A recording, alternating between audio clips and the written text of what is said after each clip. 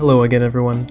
Today I'm coming with a new type of video that I have decided to call Twitter Arguments, because, you know, that's where everyone goes to find nuanced policy discussion.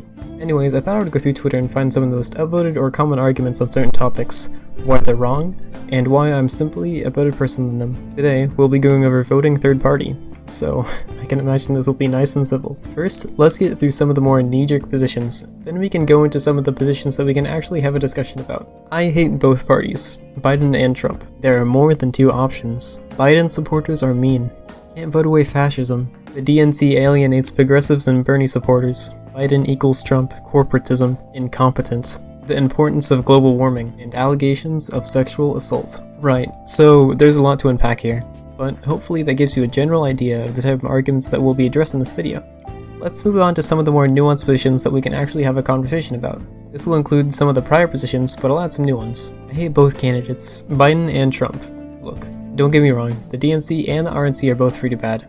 Biden wasn't my first, second, or even my 10th choice, to be honest. It's fine if you hate the parties and the establishments thereof, however you cannot deny the reality that will be enforced upon people when one of these parties wins. To put it in simple terms, I don't give fuck all about the DNC, but you need to care about the voters. Voting green or not voting largely doesn't affect the DNC, it affects the people who voted for the DNC. Which brings me to the next point.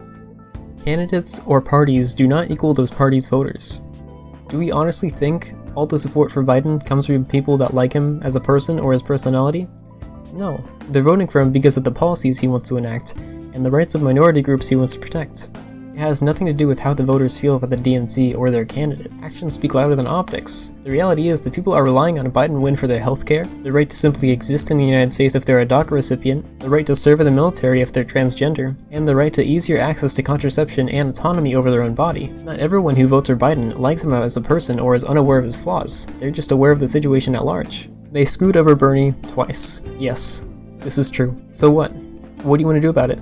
Do you think the DNC is going to be like, oh well, I guess they really wanted a progressive this time when their party loses a second time against Trump? No, they haven't changed their strategy after Trump won, so why would they if he wins a second time? You can be sad about Bernie all you want, but this is the reality that we live in now. It doesn't matter what could have happened if Bernie was elected. You can LARP about that if you want, but let's take actions on the things that we can actually change now. Biden is just as bad as Trump. I'm sorry, but he's not. I know that's a cool and hip thing to say on Twitter, but I don't know what to say if you're genuinely in belief of that notion. Look at DACA, look at healthcare, look at immigration, look at restrictions on businesses, look at Biden's climate change bill that is only second to the Green New Deal. I don't know what else to say if you still think that neoliberalism is just as bad as fascism. Biden's sexual assault allegations. Look, I understand. You might think Biden is a little creepy with his demeanor, and whether or not you're right is up for debate. Multiple women have come out saying Biden touched them in a way that made them feel uncomfortable, touching their hair, hugging, or touching the back of their neck. However, only one sexual assault allegation has been put out against Joe Biden. It has been reported on multiple different outlets, including the New York Times. However, the story is yet to be actually corroborated by anyone. The New York Times states that they could not find any sort of pattern of behavior by Biden that's often found in many sexual assault allegation cases. I understand not wanting to vote for someone who has a sexual assault allegation against them. However, we have to remind ourselves that it's just that, an allegation. Compare this to Trump, who literally brags about raping women, and you can see that they're very much not the same. Don't get me wrong, I'm not a big fan of Biden. However, it seems like the people who don't support Biden for the sexual assault allegations, even after doing the research on it, are just post hoc rationalizing a reason not to vote for him. Wealth inequality. I agree that Biden isn't doing as much as he should in this respect. However, we have to start somewhere after having someone like Trump in office. Expanding social programs like the ACA in education and transportation for low-income communities is where we start. He's raising taxes on the wealthy, and you might think that that is not by enough, but we have to start somewhere. Can't vote away fascism. So the assertion here is that Biden and Trump are both fascists.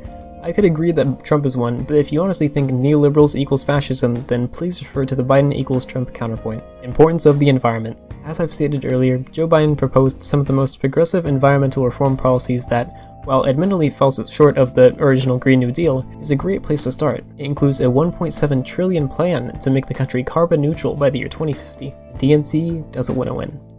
I've already addressed this in a previous point. So as I've said earlier, no one cares about the DNC or how well they do. We need to care about the people who will be affected by them if they do win. And finally, Biden is incompetent. There are plenty of clips of Biden slipping up and saying some weird stuff, but honestly, this comment borders on ableism. The reality is that Biden has a stutter.